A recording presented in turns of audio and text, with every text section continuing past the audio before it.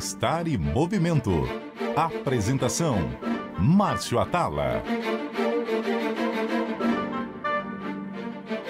Bom dia a todos. O Bem-Estar e Movimento de hoje vai falar sobre saúde do coração.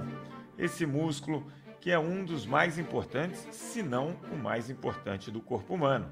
Claro que ele precisa de cuidados especiais, ele fornece alimento, oxigênio a todas as células do corpo. Para bater esse bate-papo aqui com a gente, eu convidei o cardiologista Dr. Cláudio Domênio, mestrado e doutorado na Universidade Federal do Rio de Janeiro, coordenador do setor cardio-oncologia do Hospital Procardíaco. Também é autor dos livros Em Suas Mãos e Te Cuida e Guia Prático para uma Vida Mais Saudável. Dr. Cláudio, muito obrigado por sua presença aqui hoje. Bom dia, Márcio. Bom dia, ouvinte. É um prazer estar com você aí, aprendendo, né? Eu acho que vai ser uma troca, mas, acima de tudo, para mim, é um aprendizado, né? Uma oportunidade. Muito obrigado. Sabe que eu morei no Rio de Janeiro no começo dos anos 2000 e desde esse tempo eu sempre acompanho os seus artigos, as colunas que saem e sempre fui muito fã porque sempre abordou a questão do estilo de vida e principalmente da atividade física. Então é um grande prazer a gente tocar nesse assunto e poder ajudar nossos ouvintes. E antes da gente continuar com esse papo, Dr. Cláudio, eu vou chamar aqui a participação dos nossos ouvintes. Eles sempre entram pelo e-mail bemestar@cbn.com.br. Márcio explica e descomplica. E hoje é um e-mail que a gente recebeu da nossa ouvinte falando o seguinte: você fala tanto de pular corda e eu queria saber se eu consigo pular corda sem corda, só simulando, se eu vou ter algum benefício. Olha, vai ter um benefício, claro que vai, porque você vai ritmadamente ficar saltando no lugar, não vai errar porque não tem a corda, mas eu diria que pular corda sem corda pode ser o primeiro passo para uma sequência pedagógica, para você aprender a pular corda. Então você pode começar sem a corda, só para ir pegando o ritmo, depois você vai até batendo a corda ao lado do corpo para ir pegando o ritmo, o som da batida da corda vai ajudar e daqui a pouco você já está pulando corda. O fato é que é uma atividade aeróbica, tem uma boa intensidade e vai ajudar o nosso coração, que é o nosso assunto de hoje. E aí eu já pego o gancho para falar com o Dr. Cláudio, que tem um guia prático para uma vida saudável. Você pode listar algumas coisas para ter um coração saudável, Dr. Cláudio, assim, de cara, umas dicas importantes e fáceis? A primeira dica, Márcio, que eu acho que a gente tem que ter é: você tem que ter o seu autocuidado. É a primeira dica. Fizeram uma reportagem com os 10 maiores especialistas em geriatria e gerontologia, buscando a longevidade, uma longevidade feliz. Foram 10 opiniões diferentes. Começava com Niels Barzansky, do Mount Sinai, dizendo: escolha os seus pais. Lógico, uma genética boa. Mas tinha pessoas que falavam: olha, o autocuidado, vá ao médico com frequência. O outro falava: passe fio dental. Então, assim, a coisa mais importante para mim é que você seja o CEO, o diretor-presidente da empresa mais importante do mundo, que é o seu corpo. Não dá para delegar. Os nossos maiores patrimônios, tempo e saúde, vão estar muito relacionados às nossas escolhas. Então, eu sempre uso a figura de uma balança no consultório e sempre ponho o peso maior para o lado do CNPJ. Do outro lado tem um pezinho escrito CPF. O que eu observo no consultório em 38 anos de prática de profissão? Que as pessoas cuidam muito da empresa, da profissão, da sua atividade profissional e cuida pouco da pessoa física, do CPF. Então, eu acho que tem que haver um equilíbrio. Você tem que cuidar tão bem do seu corpo, da sua máquina, quanto você cuida da sua empresa, da sua profissão. E a gente ouve muito isso: não tenho tempo, não consigo. Então, o tempo é questão de prioridade, né? O tempo é questão de prioridade. Eu sempre falo que existe o tempo preferência e o tempo prioridade. O tempo prioridade mexe muito com o nosso racional. Eu tenho que entregar o imposto de renda amanhã, é o último dia, minha prioridade. O tempo preferência mexe com o meu coração. E aí vai o seguinte, faça aquilo que faz bem para o seu coração. Eu vou remar, eu vou pedalar, porque eu gosto desse esporte. Eu vou escutar música, eu vou meditar. Eu não vou fazer nada, vou tomar um sol e curtir um pouco o dia de hoje. Então, usar mais o tempo preferência, usar mais a ideia que nós temos que ser o CEO, o diretor-presidente da empresa mais importante do mundo. Porque por mais dinheiro que você, Márcio Atala, tenha, seja o homem mais rico do planeta, ainda não inventaram uma máquina que vai poder correr, se alimentar, fazer por você. Você tem que fazer as suas escolhas. Então, eu acho que a gente começa por assim, o livro em suas mãos, que cabe exatamente na palma da mão, como você está vendo aqui, é para mostrar que está nas suas mãos. Você tem esse poder, você é o quem dirige. É bastante interessante quando faz essa analogia do CPF CNPJ, e aí você comentou a questão da nossa máquina, né? A nossa máquina ela foi evoluindo durante centenas de milhares de anos, né? Então, quando a gente pensa nesse autocuidado, a gente deveria proporcionar para o nosso corpo coisas que fizessem com que ele funcionasse melhor, né? Então, o movimento é uma delas. Se a gente parar para pensar, durante toda a evolução da espécie, quem não se adaptou a um meio ambiente que exigia muito movimento não sobreviveu. Geneticamente, o nosso corpo ele é preparado para o movimento. Em que medida esse movimento ajuda o coração, ajuda esse músculo tão importante? Olha, eu vou dar dois exemplos assim, três exemplos bastante fortes para impactar os seus ouvintes. Eu trabalho numa área de cardio-oncologia e o tratamento com quimioterapia e imunoterapia deixa os pacientes muitas vezes cansados, asteniados, fadigados. O melhor remédio para tratar a fadiga do doente oncológico é a atividade física. Se você for um programa de reabilitação cardíaca em que você tem pacientes com coração muito cansado, a gente chama com a fração de ejeção, coração parecendo um coração de boi grande, dilatado, contraindo mal, fraco, o melhor remédio que nós podemos dar para esse paciente, ministrar ele, é o exercício. Antigamente, um paciente infartava, estava com o coração muito cansado, falava, não faz nada, ficava 30 dias parado, ficava na famosa tenda de oxigênio. E vários doentes morriam de pneumonia, morriam de trombose, morriam de embolia. Hoje, a gente mexe eles o mais precoce. E, às vezes, com essa atividade física que você faça, melhore a fração de ejeção dele, que o normal é acima de 50%, está em 25%, ele está enfermamente grave esse coração. Você aumenta 5%, 10% com o exercício, você tira um paciente da fila do transplante. E, mais recentemente, o Covid, alguns pacientes têm Covid e ficam muito cansados, muito fracos depois de um Covid. E, às vezes, dura 6 meses. É a chamada síndrome do Covid longo. E o que se sabe hoje? Que a melhor coisa para esses pacientes é reabilitar, é atividade física. Então, assim, a única situação que a gente nota hoje em dia que o exercício pode trazer malefício para o nosso organismo, talvez seja o câncer de pele, o melanoma, né? Principalmente para quem mora em países tropicais, que tem muito sol, que faz atividade esportiva sem nenhum tipo de proteção, sem nenhum tipo de filtro solar, e aquela pessoa que se expõe demais ao sol é a única, entre aspas, contraindicação relativa que a gente vê no exercício. Fora isso, o exercício melhora o coração, melhora o humor, melhora o perfil metabólico, perfil lipídico, melhora o colesterol, glicose, melhora a memória. Então, assim, é incrível o poder que o exercício exerce no nosso corpo, né? E é um remédio que as pessoas às vezes falam, sabe, Márcio? Olha, você disse aí muito bem, nós somos preparados para nos movimentarmos, para nos mexermos constantemente.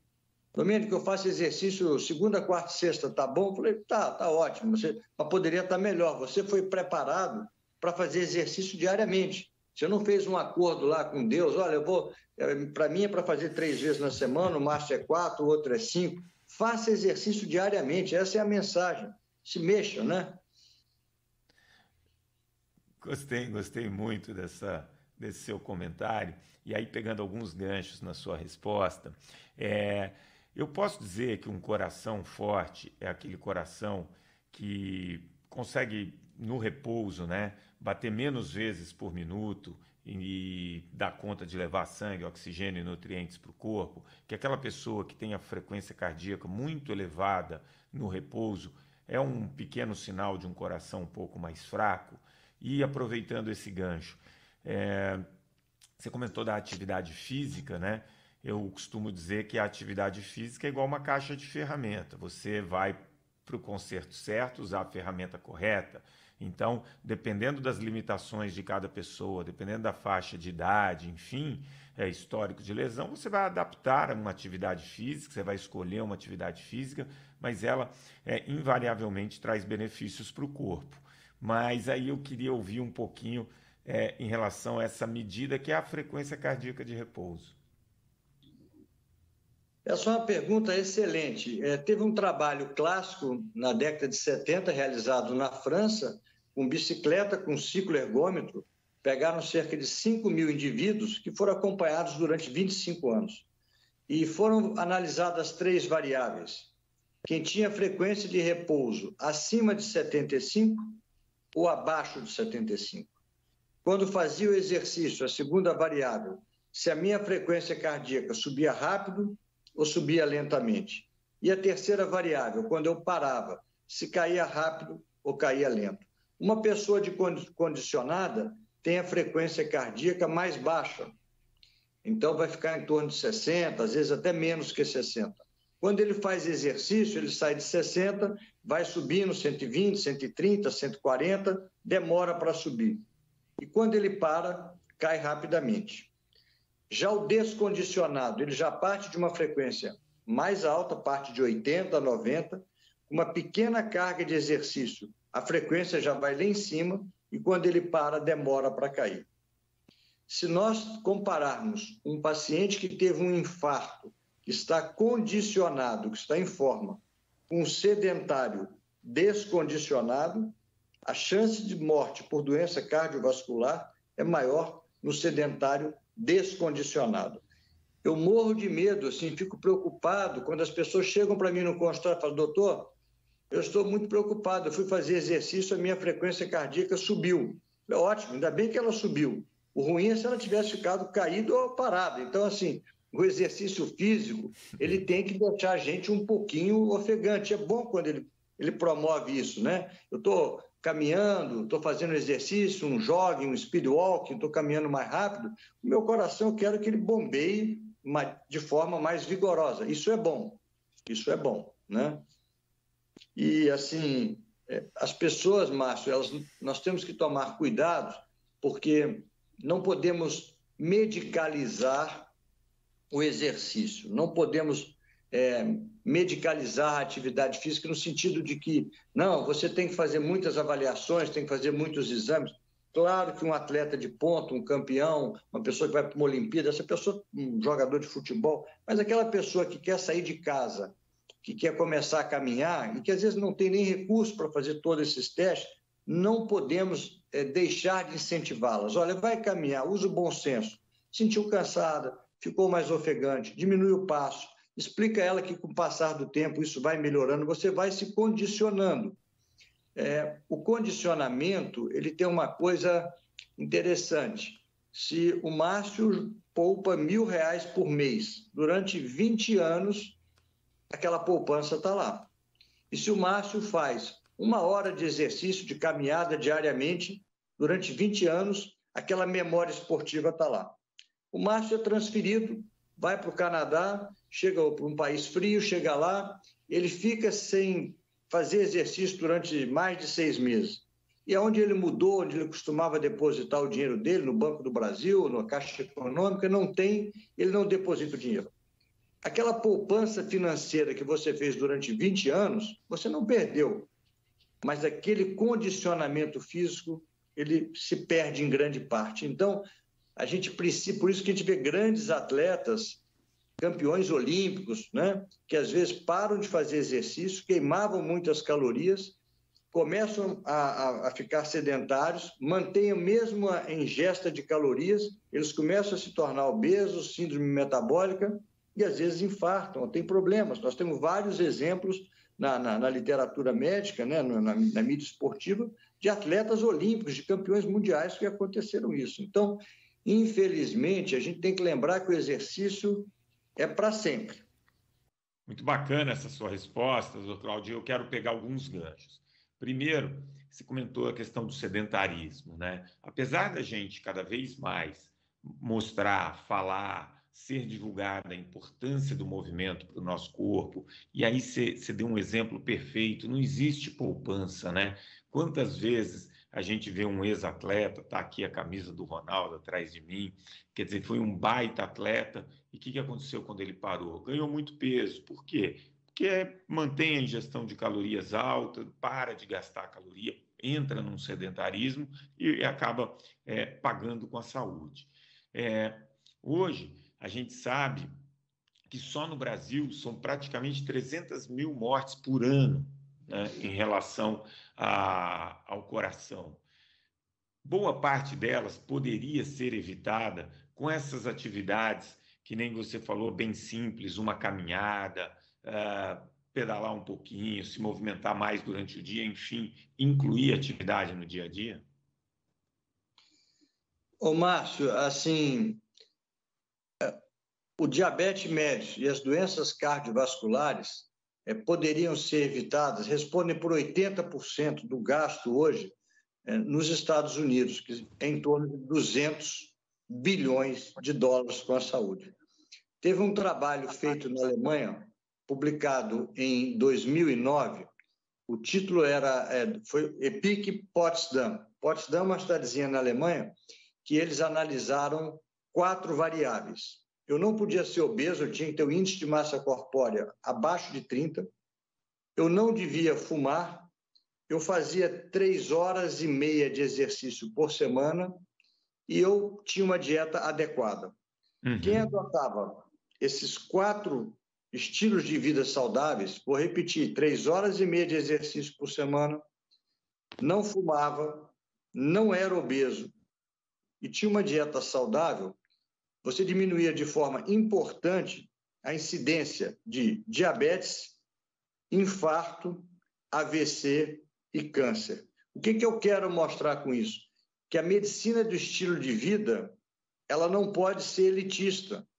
A proposta que o Márcio Atala está levando de exercício, de nutrição, que é maravilhosa, que você leva aí, ela não pode ser elitista. Se eu colocar medicamentos caros, projetos caros, preciso de muito aparelho, tem que ser uma dieta muito complicada, eu não vou atingir em termos populacionais, eu não vou ter uma abrangência que vai impactar a mortalidade por doença cardiovascular ou por diabetes. Então, quando é importante a gente ressaltar campanhas nesse sentido, são que nós devemos fazer coisas que sejam possíveis de fazer. Então, quando você dá a sua dica na coluna, olha, desça um ponto antes da estação do metrô ou do ônibus, levante a cada 1 hora, mexa um pouquinho, suba o andar de escada, são coisas fáceis de serem realizadas. Você não está pedindo para ninguém jogar golfe, ter que nadar numa piscina aquecida. Não sei se eu estou conseguindo passar essa mensagem. A medicina do estilo de vida ela tem que ser o mais abrangente possível. A medicina do estilo de vida, né? Se a gente pensar que o estilo de vida ele é determinado por aquilo que a gente faz na maior parte dos dias, deveria ser uma série de atitudes que a gente consegue tomar com mais facilidade no dia a dia. Então, quando a gente fala em descomplicar a dieta, a gente tem aí fruta, legumes, verduras, né? Enfim, a gente tem alimento de verdade, o Brasil tem o arroz, feijão, tem uma cultura de alimentação que a gente vai perdendo com o tempo, mas que deveria ser preservada, ao invés de você ficar complicando, né? Querendo dar nomes e trazer superpoderes a alguns alimentos que são inacessíveis à grande parte da população. Com o movimento, a mesma coisa, né? A gente sabe que o nosso corpo responde ao movimento. Muito bem, quem pode reservar um tempo, ir para um lugar super elaborado e fazer seu treino. mas o meu corpo também vai responder se eu conseguir caminhar meia hora por dia, se eu conseguir subir alguns andares de escada. Agora, a pergunta que eu quero te fazer, aproveitando esse gancho em cima da medicina do estilo de vida e pensando nos custos da medicina, que você sabe tão bem, que são bem caros, numa população onde o estilo de vida vem piorando com o tempo, se não investe numa política de saúde pública para essa base da pirâmide, existe alguma maneira de ser viável o sistema de saúde, já que quando a pessoa infarta, quando a pessoa tem câncer, tem um evento pior por decorrência do diabetes, por exemplo, é um custo muito caro. Quer dizer, como que a gente deveria tratar esse estilo de vida populacionalmente? Eu acho, Márcio, assim, essa pergunta, como está na moda dizer, vale $1 milhão, né? Assim, é muito difícil um problema tão complexo você ter uma solução simples, não existe. E nós estamos abordando, você está falando de diabetes, de doença cardiovascular, de obesidade, de câncer, mas nós não podemos esquecer das doenças mentais. O burnout, o esgotamento profissional, físico, que as pessoas estão vivenciando hoje, já responde por um custo de $190 bilhões ano. A Organização Mundial da Saúde já classifica o burnout, aquilo que vem de fora e nos queima, esse esgotamento, como um fenômeno ocupacional, já vai ter um númerozinho no CID, então isso é importante, nós vamos poder mensurar, gestão em números, então esse fenômeno ocupacional que a Organização Mundial da Saúde faz um alerta, diz também respeito à saúde mental. E aí a gente lembrando daquele famoso Juvenal, romano, poeta, filósofo do ano lá atrás de Roma Antiga, mens sana in corpore sano, nós temos que cuidar não só da saúde física, mas da saúde mental das pessoas, né? E se a gente não olhar a pessoa de uma forma integral, de uma forma holística, de uma forma integrativa, vai ficar mais difícil. Então, eu acho que a gente precisa de saúde pública, sim, que não é só construir ciclovias, não é só facilitar o acesso ao alimento saudável, não é só melhorar o transporte público, não é só melhorar a poluição. Então, tem uma série de coisas que...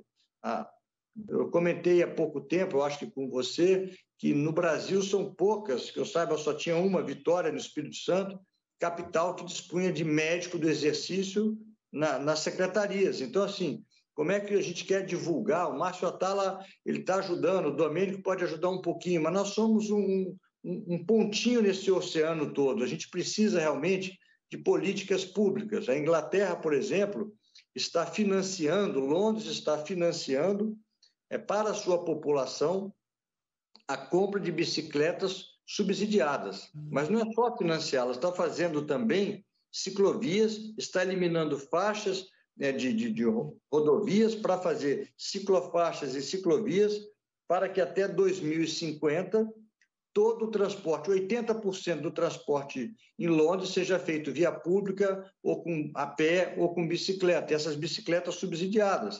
Então, o TfL, que é o órgão que cuida do transporte em Londres, tomou essa decisão. Mas nós estamos em 2020, esse projeto é para 2050, ele está sendo implementado aos poucos. Então, a gente desenvolver ciclovias, desenvolver academias ao ar livre, contratar profissionais para isso, veicular propagandas, fazer o que você está fazendo aí, essa sua iniciativa que é bacana, tudo isso é multidisciplinar, é governo, são universidades públicas, são sociedades médicas, são famílias, são escolas. Então, eu acho que é um problema muito complexo, senão a gente vai perder essa luta.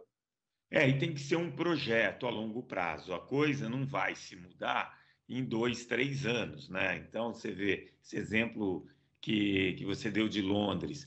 Estão planejando para 2050. Quer dizer, não é uma coisa, um problema tão complexo desse. A gente não vai resolver, ainda mais num país com a dimensão do Brasil, é uma coisa que vai se resolver do dia para a noite. Mas tem que ter esse início, né? A gente tem que ter um projeto e, aos poucos, você vai construindo. E a palavra que eu gostei desse nosso papo foi o autocuidado.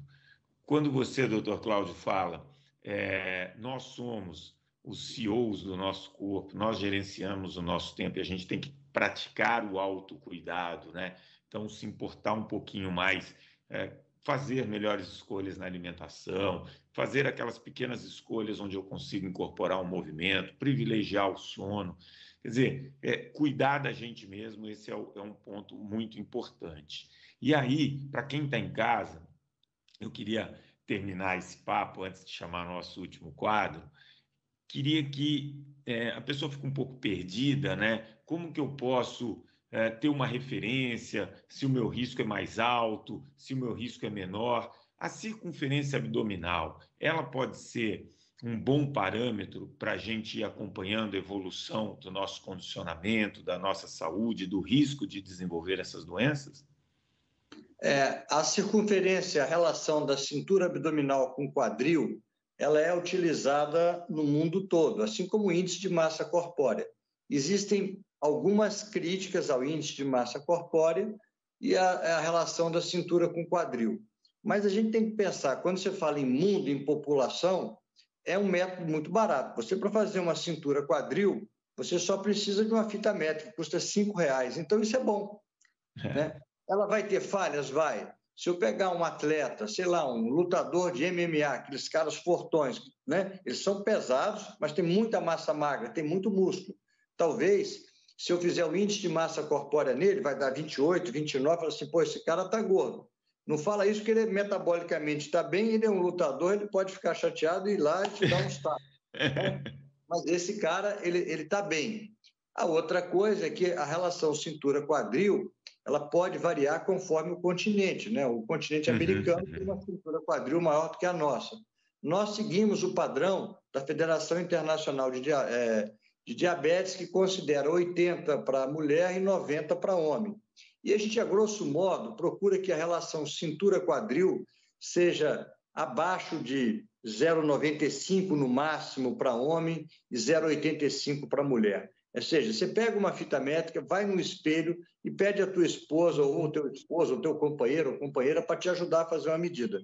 No Japão, isso é feito de rotina, quer dizer, é uma coisa interessante, porque é fácil, você põe a pessoa na balança e vê a sua cintura abdominal. Se você estiver acumulando gordura na região abdominal, é um perigo, porque vai levar um quadro que nós chamamos de síndrome metabólica, que aumenta o risco de você ficar hipertenso, aumenta o risco de você ficar diabético.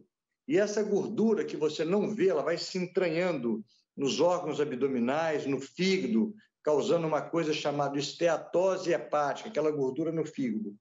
Hoje, nos Estados Unidos, a principal causa de transplante de fígado já é essa gordura que se acumula na região do fígado. A esteatose hepática, ela vai se acentuando. Tem até um nome para isso que eles chamam de Non-Alcoholic Fatty Liver Disease, NAFLD. NAFLD seria o termo em inglês para você mostrar que esse acúmulo de gordura no fígado é tão perigoso que pode te levar até um transplante de fígado. Então, assim, o problema é que esses vilões, muitas vezes, essa gordura que se acumula no abdômen, o colesterol está um pouquinho alto, a glicemia, o açúcar que está um pouquinho alto, não dão sintomas. Eles são vilões assintomáticos. E aí você tende a não valorizar. Então, você deu uma dica muito simples, muito boa. Se o seu abdômen está crescendo, né, está acumulando gordura na região abdominal, comece a ficar preocupado, vai a um profissional de saúde, procura verificar a sua pressão, dosa uma glicose, pede para ele checar teu peso e está na hora de você se mexer, porque quem não anda, desanda, né, Márcio? Exatamente, e você falou tudo. Como é assintomático, as pessoas só vão se dar conta quando o problema está instalado. 3 dicas para levar para casa. Doutor Cláudio, o pessoal acompanhou aqui a gente e quer 3 dicas de ouro para a gente ter uma boa saúde. O que eles podem fazer de autocuidado? 3 dicas bacanas. Olha, acho que a primeira dica vai sobre as conexões sociais. A primeira dica é boas conexões sociais. Famílias, amigos, parentes, colegas, ou seja, isso faz um bem enorme para a gente. O mais longevo estudo de felicidade do mundo vem da Universidade de Harvard, desde 1938, e mostra que a qualidade das suas relações sociais, das suas conexões sociais aos 50 anos é tão ou mais importante do que o seu nível de colesterol. Então, a primeira seria capriche com seus amigos, liga para ele, nutre essa amizade, né? O afeto cura, o afeto é muito importante. A segunda dica, eu acho que eu tenho que falar, já falei um pouco lá atrás de exercício, vamos falar agora de uma dica de alimentação.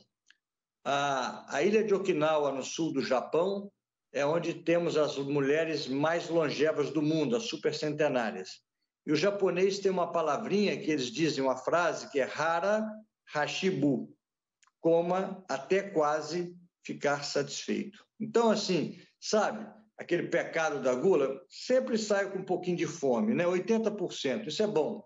Talvez seja uma das poucas estratégias ligadas à longevidade, seja comer um pouquinho menos do que o necessário. E a terceira dica, eu acho que tem a ver também com uma palavrinha japonesa, que é até título de um livro chamado Ikigai. Ikigai é sentido de vida, né? Dê sentido à sua vida, porque quando a gente está para morrer, sabe, Márcio? A gente está chegando lá no final da vida, aquele muro intransponível que é a morte, a gente é obrigado a olhar para trás. E aí você vai ver a vida que você levou. Valeu a pena? Então, acho que é muito importante, morre bem quem viveu bem, vivam bem, deem sentido à sua vida, né? Eu acho que uma vida com sentido nos ajuda muito, nos protege muito. E eu termino agradecendo aos ouvintes, a sua produção, a você. Assim, às vezes nós somos muito, na hora de criticar, nós somos muito extensos. Na hora de agradecer, nós somos muito econômicos. Então, eu queria aqui expressar a minha gratidão a você pela oportunidade que você está me dando e pelo bom e excelente trabalho de educação que você faz em prol da saúde de todo o povo brasileiro. Muito obrigado. Imagina, doutor Cláudio, eu vou te falar, essas suas 3 dicas foram lindas, lindas demais. Essa da alimentação, acho que minha falecida avó, ela não conhecia, mas ela, quando eu era pequenininho, um dia que eu comi bastante, ela falou, senta aqui, meu netinho. Sempre saia da mesa com a sensação que você pode comer um pouquinho mais. Então, quando você começou a dar essas dicas, eu me lembrei dela. Muito obrigado pelo papo, muito obrigado pelas informações. Tenho certeza que os nossos ouvintes se inspiraram e aqueles que ainda não estão com estilo de vida tão bom, vão começar a fazer pequenas mudanças. Obrigado, doutor Cláudio. O Bem-Estar em Movimento de hoje fica por aqui. Se você gostou desse papo com o Dr. Cláudio, compartilhe com seus amigos, baixe agora mesmo e ouça o podcast que já está disponível em todas as plataformas de áudio e no aplicativo da CBN.